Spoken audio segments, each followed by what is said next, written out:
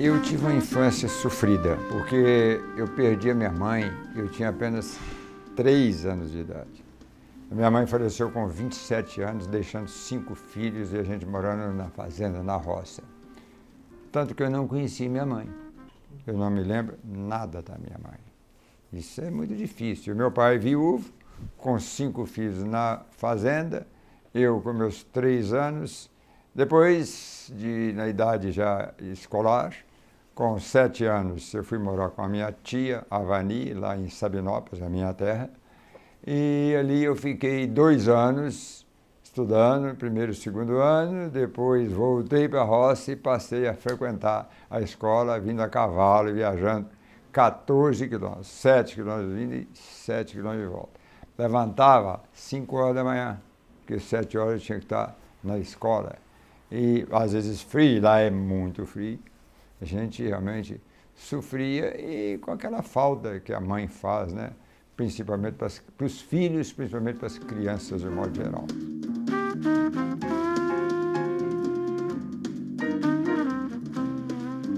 Meu pai veio a casar-se novamente e 8 anos depois do falecimento da minha mãe, vieram mais 5 filhos, 10 irmãos. E meu pai tinha uma facilidade, um equilíbrio muito grande e conseguiu criar os 10 filhos inteiramente unidos. Isso, graças a Deus, aconteceu. Na época, a questão de respeito aos pais era muito diferente.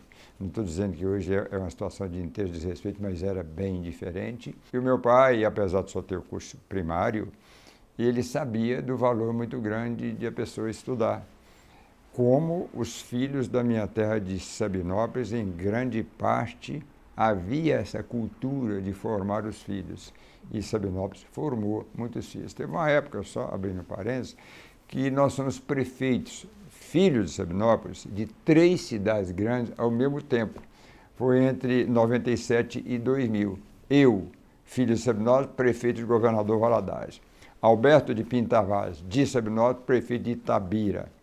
E Jair Siqueira, filho de paulistas que pertencia a Sabinópolis, prefeito de Pouso Alegre. Isso é um indício, né, da penetração de Sabinópolis, uma cidade com 16 mil habitantes, em diversas regiões de Minas Gerais. Quando eu atingi meus 12 anos, por aí, meu pai me mandou, junto com os meus irmãos, para o internato em Diamantina. Eu já não estava ainda muito interessado em estudar, acabei tomando bomba. Voltei para a fazenda. Aí virei para meu pai, com menos de 13 anos, e falei que queria parar de estudar.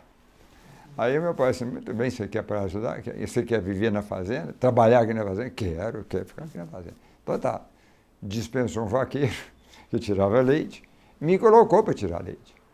Me colocou, tratava dos porcos para poder descascar milho e assim por diante, buscar animais no pasto, levantar de madrugada, trabalhar até tarde, ia à cidade só final de semana e tinha que voltar para trabalhar.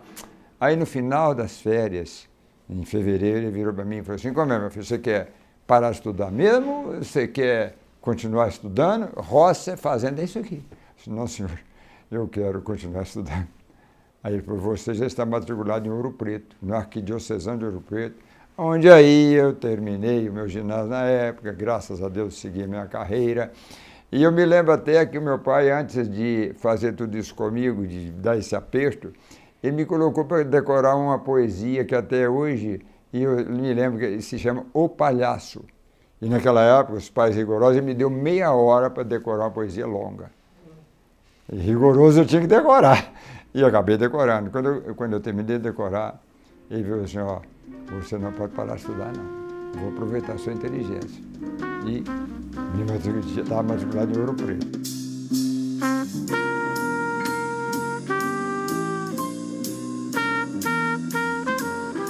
fiz o curso de Direito aqui em Belo Horizonte, fui inclusive candidato à presidência do diretório acadêmico da Faculdade de Direito. Eu pertencia à ADA, que tinha a ADA, FAR e UDU. A ADA era mais de centro-direita e as outras mais de esquerda. Como foi naquela época do golpe militar, que eu entrei na Faculdade de Direito em 63, o golpe militar veio em 64, as esquerdas estavam muito fortalecidas. E na minha posição eu acabei perdendo a presidência, mas participei intensamente da atividade acadêmica. E isso é claro que veio mostrando cada vez mais a minha vocação para a política. Interessante é que na época os Estados Unidos ofereciam viagens aos Estados Unidos para alguns alunos que eles acompanhavam através do consulado e tudo mais, se tinham tendência política. E eu ganhei uma viagem aos Estados Unidos em 1965, juntamente com Alfredo Campos, que foi senador da República, e com alguns outros colegas para conhecer vários estados dos Estados Unidos, com tudo pago e ainda com ajuda em dólar. Depois eu vim a ser deputado, Alfredo foi senador, eu falei assim, gente, mas que povo que enxerga longe.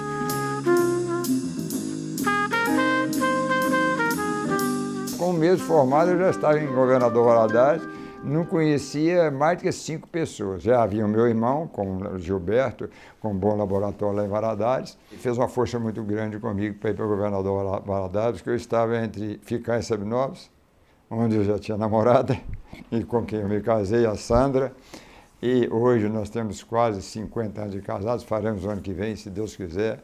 Tenho 3 filhos e 5 netos maravilhosos, com quem estou convivendo muito bem, agora muito mais, que agora já não sou mais deputado, muito mais próximo da minha família, dos amigos e assim por diante.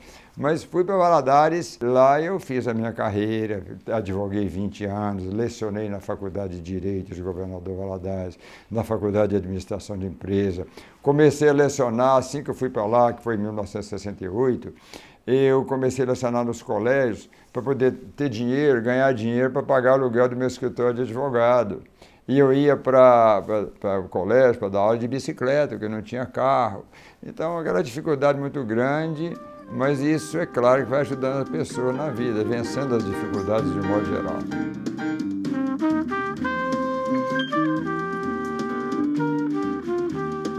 Eu quero lembrar aqui uma passagem.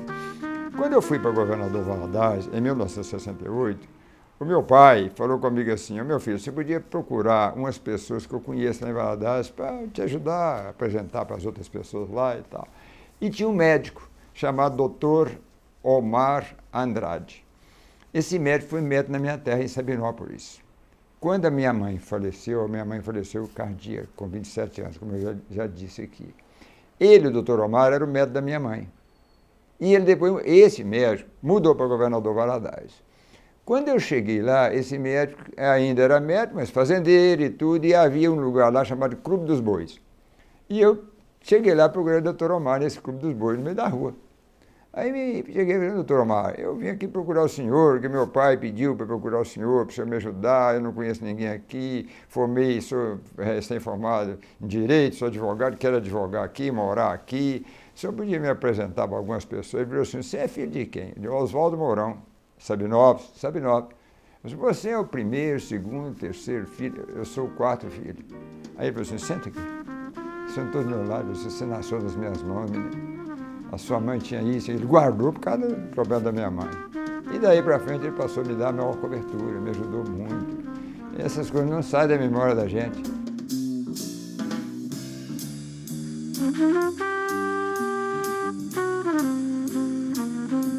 Eu comecei a entrar nas campanhas políticas na época. Na época, a candidatura de Sebastião Mendes Barros, que foi prefeito de Valadares, depois ele foi deputado estadual, que era irmão de um ex-professor meu de Ouro Preto, do Padre Mendes.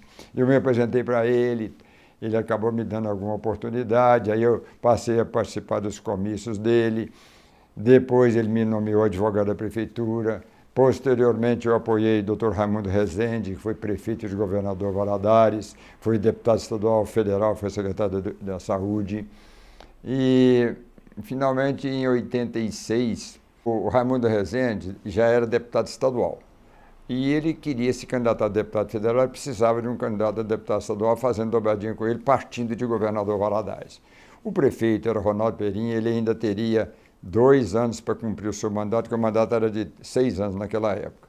Então, conversaram lá e entenderam que o melhor seria eu sendo candidato. Eu era o vice-prefeito, na época podia ser vice-prefeito e deputado.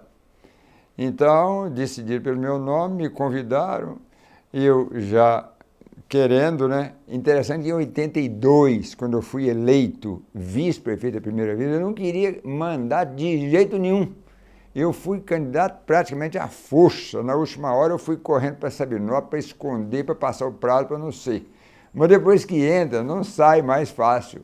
Aí, já em 86, eu tinha aspirações. Fui convidado por eles a sair candidato a deputado estadual, quando eu me elegi pela primeira vez, já com votação alta em governador Valadares, na época 18 mil votos só em governador Valadares, e passei a cumprir os meus mandatos, 6 mandatos de deputado estadual, 1 de vice-prefeito e 2 de prefeito e de governador Valadares ao longo de todo esse tempo, que somam 36 anos de vida pública.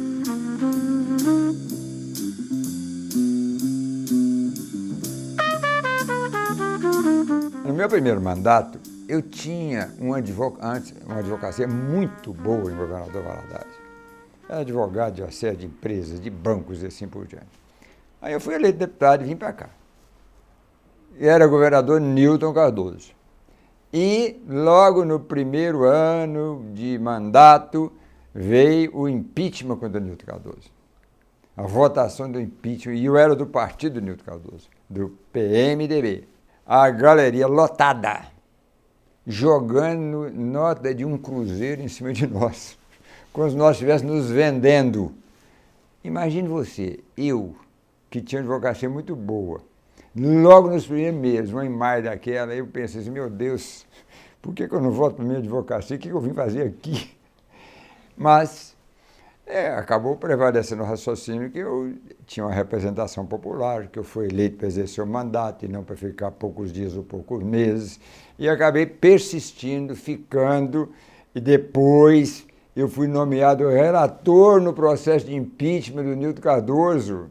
Fui nomeado logo nos primeiros meses, antes de um ano. Aí, que volume enorme, processo, não tinha prova contra ele. Só tinha, ele acusava Newton Cardoso de corrupção, mas não tinha prova. Só tinha recorte de jornal e assim por diante, a imprensa muito contra ele. Eu não tinha condições de parecer favorável ao impeachment dele. Então, dei o parecer contrário, enfrentando toda aquela plateia, como eu falei, julgando notas de um cruzeiro na época em cima da gente, e fomos vencendo. E graças a Deus, depois, já no ano, isso foi em 87, quando foi já em 88, eu já fui eleito relator da Constituição de Minas Gerais.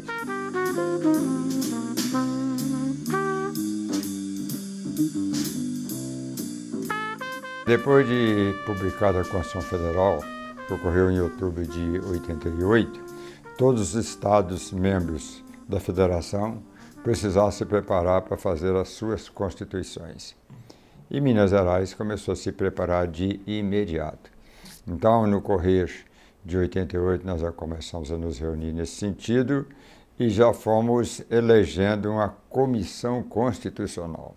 Esta comissão constitucional, eu fiz parte dela, e antes de começar os trabalhos da comissão constitucional, as bancadas se reuniram para ver quem seria o presidente da comissão constitucional e quem seria relator e relator adjunto. Eu pertencia à bancada do PMDB na época, e o PMDB fez a eleição e eu fui eleito relator da Constituição de Minas Gerais.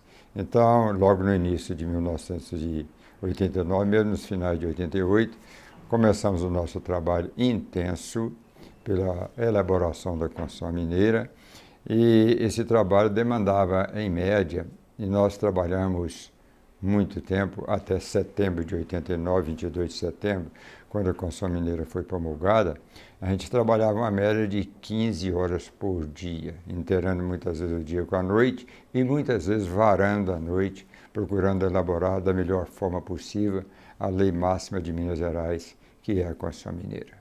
Primeiramente, nós fizemos o esboço, a estrutura da Constituição Mineira. Para isso, nós viajamos pelo interior de Minas Gerais, nós recebemos inúmeras representações de classes, de modo geral, sindicatos e assim por diante, para oferecer as suas sugestões. O primeiro compromisso, que as portas estivessem abertas para a efetiva participação popular, e os espaços do Palácio Inconfidência encheram-se de gente. Por seus corredores circulavam, qual sangue a vivificar a instituição, representantes dos mais diversos segmentos da sociedade mineira. O processo da Constituinte foi a cada canto do chão mineiro. Dela o povo se fez coautor. De sua sabedoria e de suas luminosas ideias surgiu o novo rosto de Minas Gerais.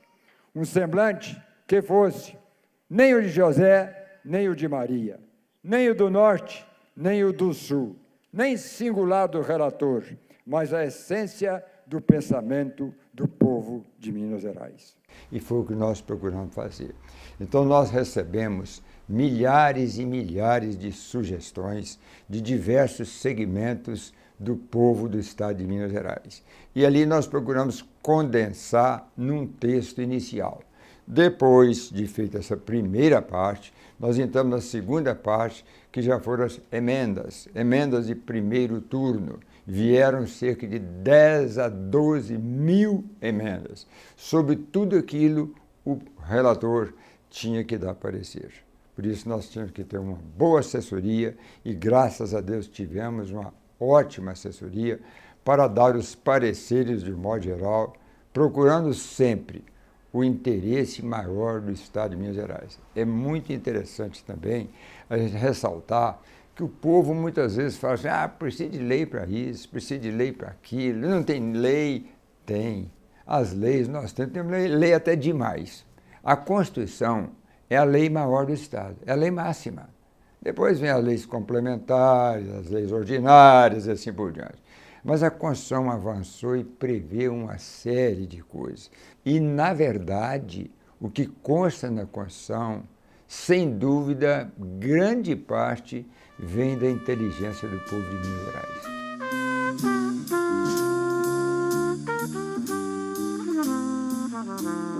Nós estávamos sucedendo a 4 grandes políticos mineiros que foram os relatores anteriores da Constituição do Estado de Minas Gerais. Aliás, foram Afonso Pena, Newton Campos, Tancredo Neto, 3 grandes políticos. Eu tive a honra de suceder a esses 3 grandes políticos. Depois de promulgada a Constituição Mineira e publicada, ela foi considerada por diversos segmentos e lideranças brasileiras como uma das melhores, se não a melhor, Constituição estadual do país. Que a nova ordem pudesse abrigar o progresso e a justiça social, o desenvolvimento e a liberdade. A Constituição de 1989 se coloca na justa interseção entre o real e o possível. Seus dispositivos abrigam inegáveis avanços. Por exemplo, o princípio da razoabilidade não existe na Constituição Federal. Muitas questões, muitas leis são inconstitucionais porque contrariam o texto escrito da Constituição Federal ou de leis federais. A Constituição Mineira, além desses textos escritos contidos na Constituição Federal, fala do que é razoável. Então, muitas tentativas de elaboração de leis não são razoáveis, não atinge a razoabilidade, o bom senso. Isso existe aqui na Constituição Mineira, o que pode impedir a elaboração de leis inconvenientes. Além disso, a Constituição Mineira avançou numa série de coisas. Nós poderíamos pensar, por exemplo, na área da educação. veio a questão tripartite, que foi ingresso para o concurso público, que está na Constituição Federal também, plano de carreira, piso salarial. Eu já falei aqui, mas não falo mal repetir, as leis existem. De modo geral, as leis são boas, elas não são cumpridas. Quanto tempo levou para fazer o plano de carreira? E o piso salarial, que está enrolado até hoje, que existe, mas que não é cumprido. Assim acontece, mas avançou em outras áreas da educação também. Avançou, por exemplo, determinando que o Estado tem que publicar até 10 de março de cada ano os 25% que aplicou na educação no ano anterior. Quer dizer, estabelecemos a obrigação de cumprir os 25% para a área da educação, indispensáveis, pela importância que a educação tem. Até a época da elaboração da Constituição, 1989, não eram todos os professores que gostavam de pegar no giz, não. De ficar lecionando, escrevendo no quadro e assim por diante. Então, nós colocamos um artigo na Constituição interessante. Ficou chamado Lei do Pó de Giz. Aquela que o regente de ensino teria um acréscimo de 10% aos seus vencimentos enquanto regente de ensino. E isso passou a incorporar os seus próprios vencimentos. Se nós formos para a área da saúde, por exemplo, novamente nós vamos ver que a lei existe e que a lei é boa. A Constituição Estadual, como a Constituição Federal, falam que a saúde é um direito de todos e é um dever do Estado de proporcionar de uma forma universal e igualitária para todos. Isso acontece? Não, lamentavelmente não acontece. Nenhuma Constituição Estadual pode contrariar a Federal, que é a lei maior do país. E a Constituição Federal estabeleceu que todo o Estado tinha que aplicar, no mínimo, 25% para a educação, Estado e municípios. E estabeleceu que nenhum outro percentual poderia conter na Constituição. Não poderia, por exemplo, na época da Constituição, que era 89, colocar 12% para a saúde, que isso seria inconstitucional. Você sabe o que nós fizemos? Nós estudamos bastante a questão, nas noites que passamos em claro, e colocamos assim, nós sabíamos, e na época era governador Newton Cardoso, nós sabíamos que o Estado aplicava cerca de 12% a 15% do seu orçamento no sistema viário e no transporte. Então, para não contrariar a Constituição Federal e colocar um percentual para a saúde, nós pusemos um artigo assim: o Estado não poderá destinar à saúde menos do que destina ao sistema viário e transporte.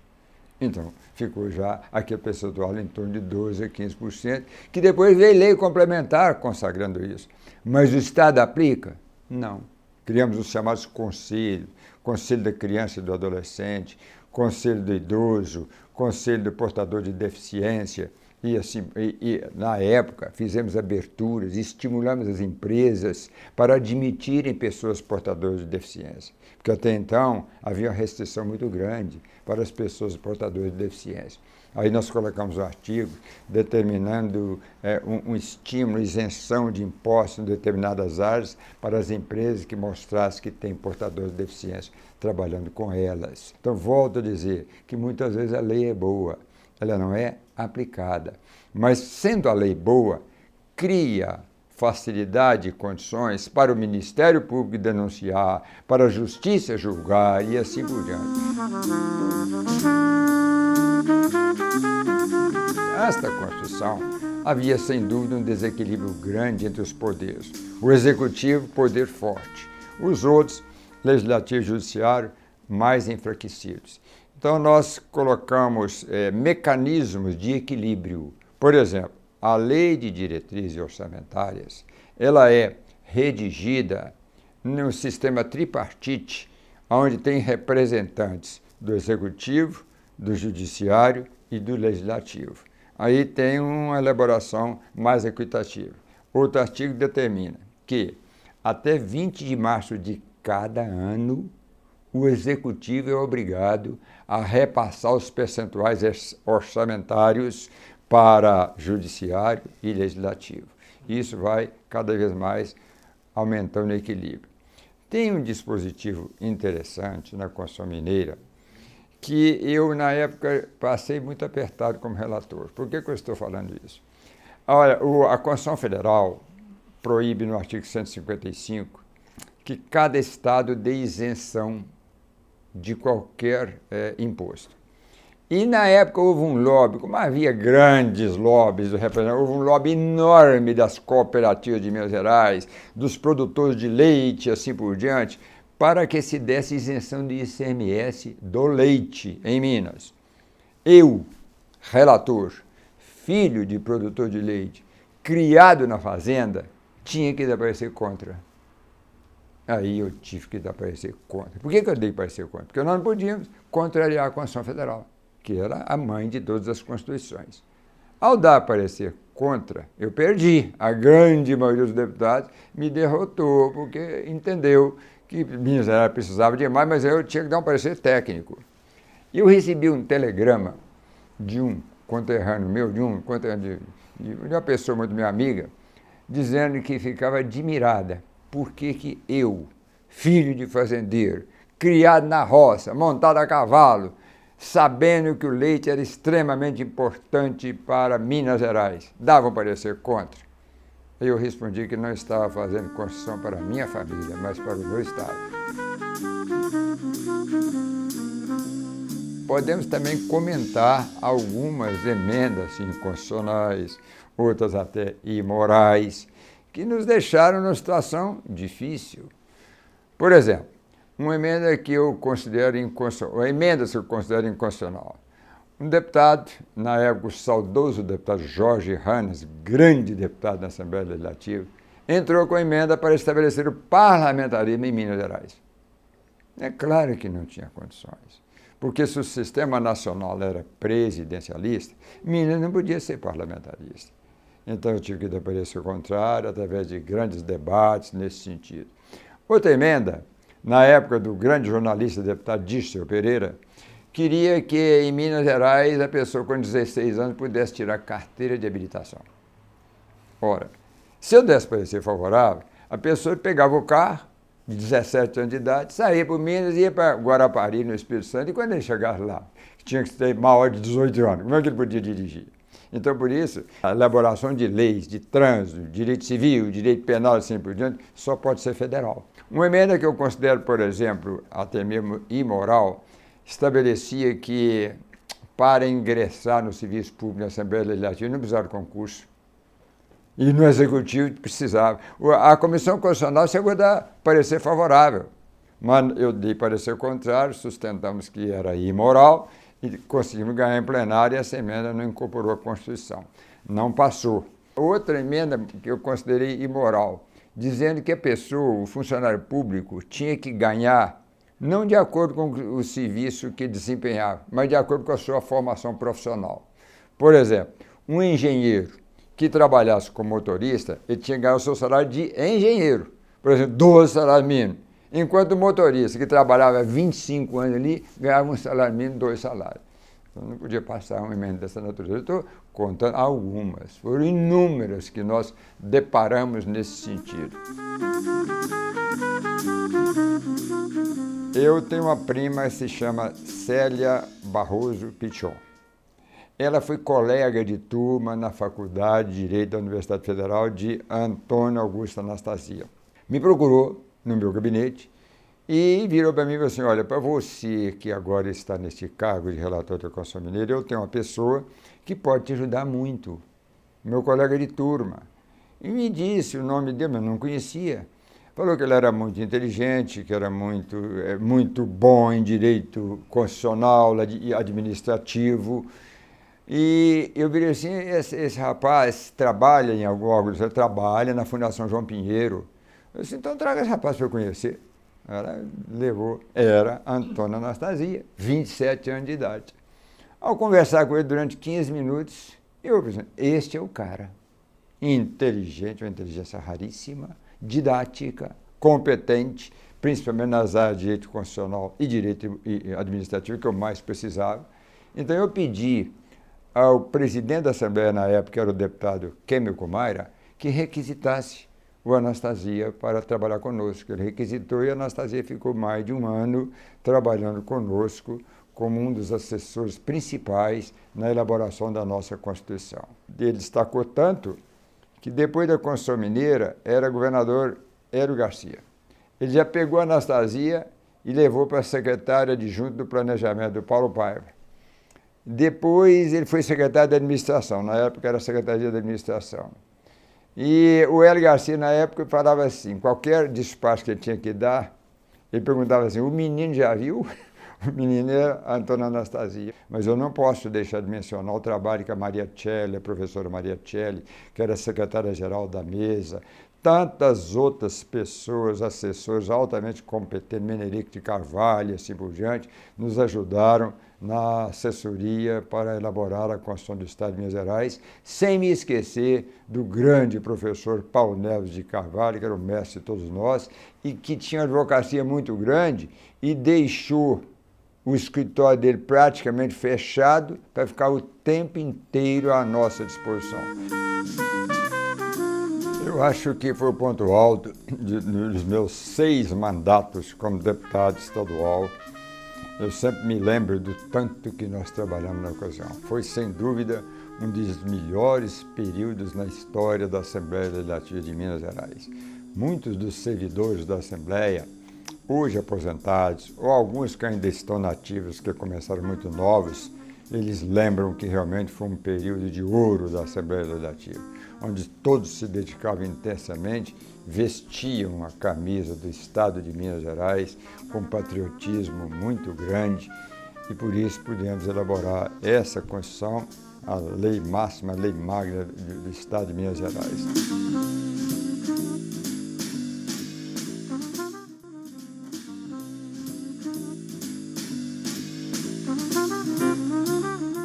Fui relator da Constituição e ficava vibrando muito com aquela honraria.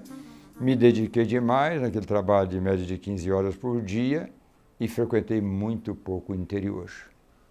E principalmente naquela época, e a Constituição já vai fazer 30 anos, naquela época o eleitor do interior ele valorizava, hoje também, a presença do deputado, mas valorizava muito mais, valorizava muito os trabalhos de transferência de professor, liberação de arma, e assim coisas que eu enxergava que na ocasião eram coisas menores. Então eu me dediquei a elaborar o trabalho parlamentar e legislativo propriamente ditos, que era o que eu estava fazendo. Mas eu estava errado em termos de caminhos para o futuro como deputado.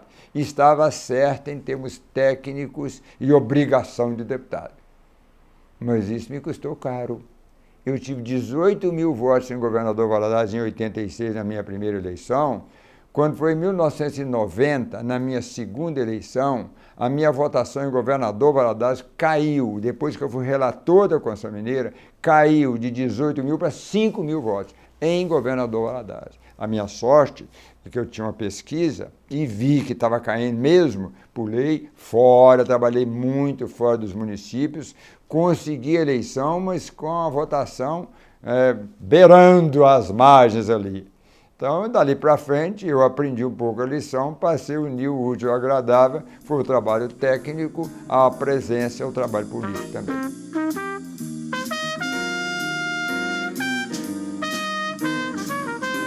Em 1996, na época, aí eu estava trabalhando para ser conselheiro do Tribunal de Contas. Eu tinha uma chance, uma oportunidade muito boa para poder ser. Tinha conversado com os deputados, o clima estava bom para mim, e o Tribunal de Contas era realmente muito interessante, porque não tinha tempo indeterminado, na época até inteirar 70 anos, né? Hoje são 75, mas eu teria uma vida muito mais tranquila. Aí, lá em Governador Valadares, se candidatou o Fassarella, que já era deputado, um candidato muito forte, e o meu grupo político, que na época era MDB, PMDB, não tinha candidato forte. Aí o pessoal do meu lado começou a fazer pressão em cima de mim para poder ser o candidato a prefeito e governador Valadares. Eu acabei sendo candidato, não fui para o Tribunal de Contas, passei a ser prefeito, ganhamos a eleição, passei a ser prefeito de Governador Valadares, mas não me arrependo não. Eu acho que tive a oportunidade, como prefeito, de trabalhar por 2 mandatos, trabalhar e trabalhar muito pelo município de Governador Valadares e pela nossa região.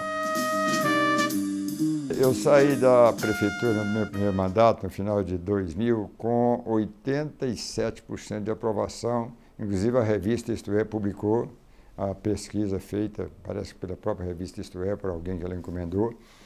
E ainda assim perdemos a reeleição, porque o governador Valadares não tem tradição de reeleger.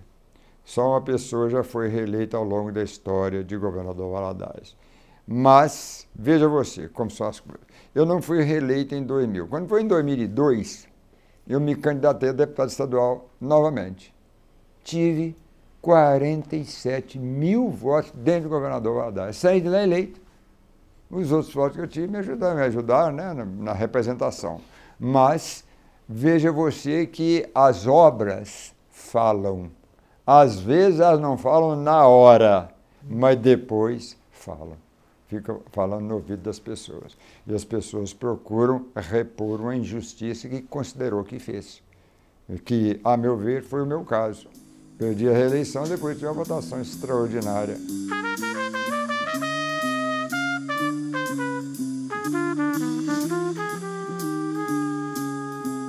Eu fui convidado pelo governador Itamar Franco, com quem eu tinha um relacionamento muito bom, e realmente o admiro até hoje. E esse primeiro contato começou quando eu era prefeito de Governador Valadares e ele governador. E eu cheguei, pedi audiência com ele, ter audiência com ele era difícil, ele não concedia audiência fácil. Quando eu cheguei com 5 pastinhas na mão, para despachar. Ele olhou e falou assim, pode guardar 4 aí que eu só vou conceder uma coisa para você. Escolhe uma. E eu escolhi uma importante lá para Governador Valadares, que foi a ligação ao anel rodoviário, ligando a Minas Gerais até o anel rodoviário, que causou uma verdadeira revolução no progresso daquela região de Governador Valadares. Aí eu escolhi e ele fez as obras. Ele falou assim, se eu prometer as 5, eu não vou fazer as 5. Então eu vou fazer esta. E aí fez e cumpriu direitinho. E nós passamos a ter um relacionamento muito bom e depois me convidou para ser secretário adjunto da assistência social. E fizemos um trabalho interessante social lá.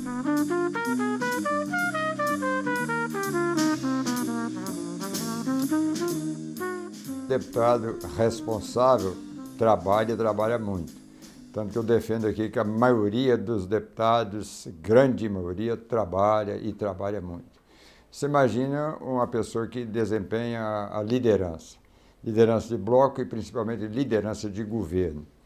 É preciso que todos saibam que os projetos que o governador remete, e no caso era a governadora Anastasia, precisam, em regra, ser aprovados na Assembleia Legislativa. São projetos geralmente muito importantes para o Estado, mas a oposição, ela segura o máximo que pode segurar e, às vezes, trabalha para que o projeto não seja aprovado. Compete, principalmente ao líder de governo, administrar os deputados de um modo geral para que haja aprovação. E quando, às vezes, os deputados aprovam alguma matéria que não poderia ser aprovada de iniciativa do próprio deputado e o governador veta, é preciso, muitas vezes, administrar aquilo para que o veto seja mantido, embora a vontade do deputado que deu a iniciativa queira aprovar, e o líder de governo está sempre ali tentando administrar essa situação. Eu me lembro que nós passamos uma temporada comigo como líder de governo, durante um ano inteiro, veto zero. Vale dizer o seguinte, os projetos que o governo mandava para a Assembleia não precisavam ser vetados nem reprovados pela Assembleia, porque nós tínhamos um contato permanente entre nós, como líder do governo, e o secretário de governo do Estado, como também com o governador, para que as coisas corressem numa coerência muito grande. Nós conseguimos administrar isso para o chamado veto zero. Outra coisa também, com referência aos benefícios e melhorias para o Estado, obras de modo geral. Cada deputado quer puxar para a sua região. E às vezes é uma ponte interessante, é uma estrada, a construção de escola, a construção de hospital e assim por diante. Os deputados puxam para as suas regiões. O governo não pode atender a todo mundo ao mesmo tempo. Compete ao líder de governo ajudar a administrar esses interesses de modo geral.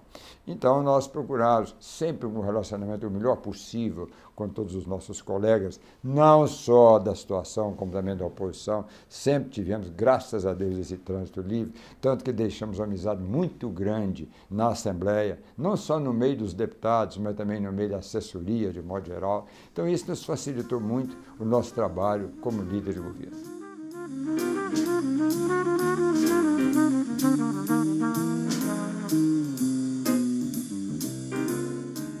Eu vivi muito o problema da crise do rompimento da barragem de Mariana. Já com o rompimento da barragem de Brumadinho, eu já estava fora da Assembleia Legislativa. Mas com o rompimento da barragem de Mariana, nós constituímos comissões na Assembleia e as comissões trabalharam muito, ouvindo o povo de modo geral, de todas as regiões atingidas, desde Mariana até Governador Valadares e Aimorés, que já fica na divisa com o Espírito Santo. E todas as pessoas mostrando os prejuízos que tiveram, de modo geral. Os prejuízos foram muitos. A Assembleia não tem o poder de fazer, de mandar fazer, de fazer esta ou aquela obra, mas tem o poder de melhorar a legislação cada vez mais, de ouvir as pessoas atingidas e de, com o seu poder que a Assembleia tem, de buscar recursos para estas pessoas. Por exemplo, Governador Valadares, onde eu sempre morei, e os prejuízos que a cidade teve. A água que o povo do Governador Valadares sempre bebeu é retirada do Rio Doce. Mas com a contaminação do Rio Doce, em razão do rompimento da barragem de Mariana, o povo não queria beber mais daquela água. Então eu, como deputado, vendo aquelas filas enormes, aquele calor grande, para buscar uma água onde tiver, essa água mineral foi distribuída em boa parte pela Samarco na época, e passado aquele período cruciante de sofrimento, que foi muito intenso, veio um outro período que foi a consequência do que a imprensa publicou. A imprensa publicava que depois da contaminação daquela água, podia as pessoas ter doenças e levar até a câncer, em razão da contaminação. Então, o povo de Governador Valadares, na sua maioria, não quer mais beber a água retirada do Rio Doce. E tem razão. Qual é a mãe que quer dar ao filho uma água que sabe que pode causar câncer para ele? Então, aí, o prefeito André Merlo, que é o atual prefeito, e eu procurei ajudar bastante, buscamos recursos na Samarco para captar água no Rio Correntes, que fica a 35 quilômetros de Governador Valadares, tirando o Rio Doce. E essa captação já iniciou. É uma obra que fica cara, 160 milhões de reais, mas já está sendo feita, porque o povo não quer saber mais de tomar água do Rio Doce. Assim, acontece lá em Colatina, Aimorés e tantos outros. Então, a consequência é a pior possível. E sem se falar nos prejuízos para o meio rural, prejuízos para o gado de modo geral, para as plantações e assim por diante, para os índios lá da região de Conselheiro Pena e tantos outros. Eu estou falando mais da região do Médio e Baixo Rio Doce. Eu sei que os prejuízos para o Alto Rio Doce foram maiores ainda, por causa de vidas humanas e assim por diante. Depois dessas duas tragédias, as leis estão sendo alteradas, consequência do trabalho das comissões nomeadas, e vão apertar cada vez mais. Mas a própria Constituição Mineira, conforme eu já falei aqui, ela tem dispositivos que exigem que aquelas mineradoras ou qualquer trabalho que tem um potencial de degradar o meio ambiente precisam ser fiscalizados com muito mais rigor, e a fiscalização anual ou mensal, seja de acordo com a necessidade, precisa ser publicada antes de se conceder a licença. Isso é que precisa acontecer. Então, precisa acontecer um rigor cada vez maior da lei, uma fiscalização cada vez mais de perto pelos órgãos competentes, antigo DNPM, que não fiscalizava direito, pela Secretaria de Meio Ambiente do Estado, pelos os órgãos de Ministério Público, Segurança e assim por diante. Isso não pode continuar acontecendo em Minas Gerais em hipótese nenhuma, porque Brumadinho e Mariana estão deixando aí uma recordação tremendamente lamentável e triste para Minas Gerais.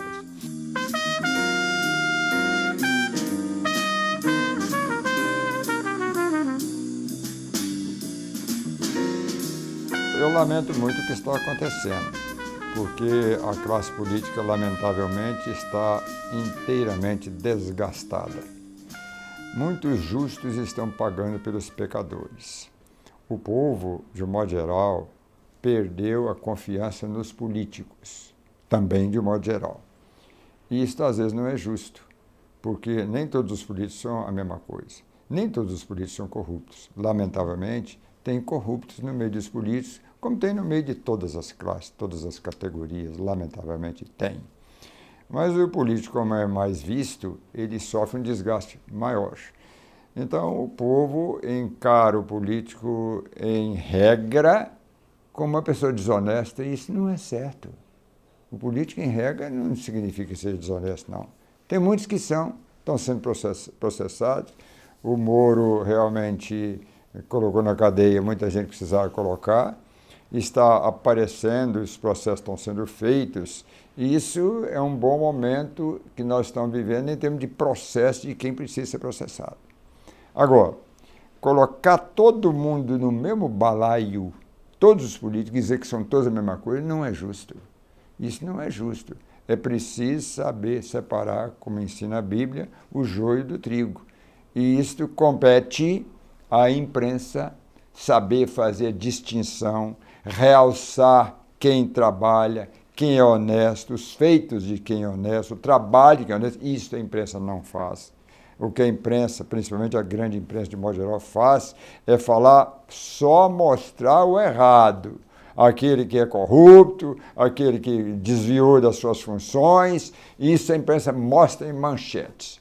Muitas vezes acontece que a pessoa é absolvida no final, primeiro dá uma manchete desmoralizando o político.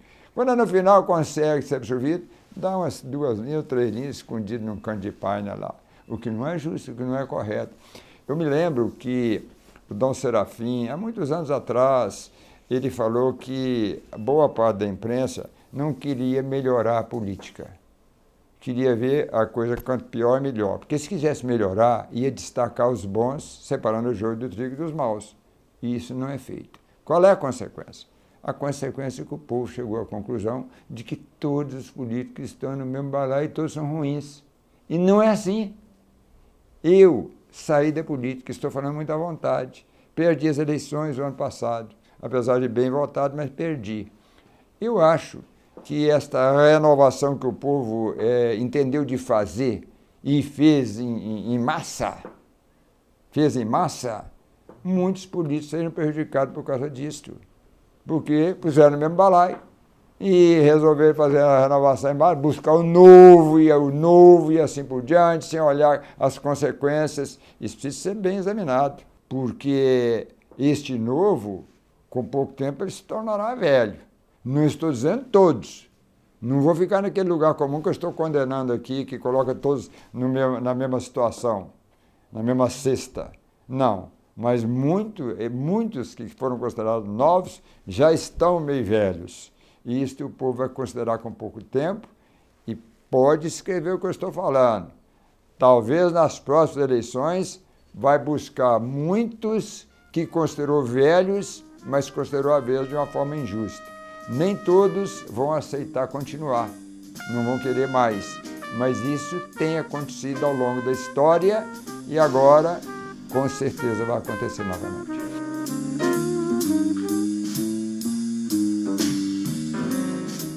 O político precisa, de um modo geral, procurar uma reciclagem, melhorar cada vez mais o seu procedimento, encarar as coisas com mais seriedade, com a noção da sua responsabilidade, porque ele tem milhares de pessoas confiando nele, que votaram nele, mas votaram para que ele seja uma pessoa honesta, trabalhadora, sincera, um batalhador permanente pela melhoria da sua região, das suas cidades, melhoria de qualidade do seu povo. Tudo isso são responsabilidades que o político tem e que precisa ser levado à reflexão mais profunda sobre isso. Precisa ter mais fé em Deus, pedir a Deus para iluminar o seu caminho, para que ele pratique cada vez as ações certas, fugir da corrupção. Corrupção não leva ninguém a nada, principalmente agora que as coisas estão sendo apuradas e precisam ser apuradas mesmo.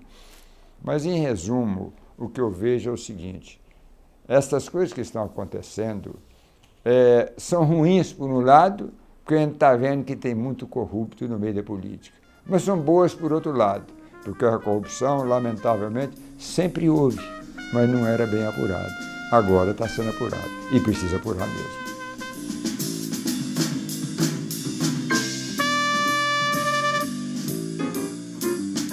Quem estava presidindo no momento, o deputado Dalmo Ribeiro. Essa presidência vai encerrar esta sessão legislativa, mas toma a liberdade, neste momento, de transferir os trabalhos para o ilustre deputado Bonifácio Mourão. Aí o Dalmo Ribeiro me convidou para sentar ao lado dele à mesa, e poucas vezes na minha vida parlamentar eu fiz isso, eu ficava mais lá no meu lugarzinho. Então quero transferir a presidência a Vossa Excelência com muito respeito, com sinal de gratidão de toda essa mesa diretora, de todos os parlamentares, para que o seu exemplo na sua vida pública possa sempre ser lembrado por todos os mineiros e por todos os parlamentares. De repente, ele passou a presidência para mim. E ao passar a presidência, ele ficou do meu lado. Então, ele falou assim: como o deputado Mourão está nos deixando, eu gostaria que ele fizesse algumas considerações. Então, me pegou inteiramente de improviso. Eu não quis, hora nenhuma, ocupar a tribuna para fazer uma despedida solene. Porque eu pensava comigo, e é verdade, é uma verdade secular, de que há certos momentos na vida de que o silêncio é mais eloquente do que qualquer palavra. Estava decidido a não fazer um discurso preparado de despedida, por causa da questão da emoção que traz e tudo. Mas ali foi bom. Por quê? Porque eu falei com o coração, eu usei palavras que brotaram do meu sentimento interno e falei para traduzir aquilo que eu pensava. Nós vivemos aqui um trabalho intenso ao longo de 6 mandatos, e o nosso trabalho realmente foi um trabalho sério, dedicado, procurando cumprir realmente as nossas atribuições, nosso juramento feito em todas as legislaturas que desempenhamos, cumprir fielmente as nossas leis maiores, Constituição Federal, Constituição Estadual, cumprir, sobretudo, os nossos princípios, trabalhar de acordo com a nossa consciência ao longo de todo o tempo. Talvez seja por isso que eu esteja tão tranquilo na saída desta casa, porque eu me preparei para entrar e me preparei para sair. Eu acho que todos nós precisamos de estar sempre preparados para entrar, para trabalhar e para sair. Até porque aqui não é uma morada definitiva, nem a morada de nenhum de nós. Com muita emoção, falei para os colegas, falei para os servidores da Assembleia Legislativa de modo geral, que eu acho que fazem um trabalho muito grande pela Assembleia Legislativa e pelo povo de Minas, pela sua competência, pela sua responsabilidade. Antes de encerrar os trabalhos, eu quero, através desse microfone, de coração, mas de coração mesmo, agradecer a todos vocês, todos os trabalhos que realizaram junto conosco ao longo de todos os tempos, aqui no plenário, nas comissões, em todos os momentos aqui nesta casa. Então, deputado Dalmo Ribeiro, foi muito boa oportunidade, me pegar de surpresa, que me deixou falar com o coração realmente, muito mais do que com a razão. Eu sempre tive o maior respeito, o maior carinho e a melhor convivência com todos os servidores da Assembleia Legislativa com quem eu tive contato. Por isso eu acho que deu aquela repercussão que deu. Porque eles viram que eu estava não só falando, mas vivi tudo aquilo que eu falei. Deus sabe o que faz. Estava na hora, disse assim para mim: Mourão, está na hora de você parar, cuidar um pouquinho da sua família, dos seus filhos e dos seus netos. E é o que eu vou fazer agora. Muito obrigado a todos vocês.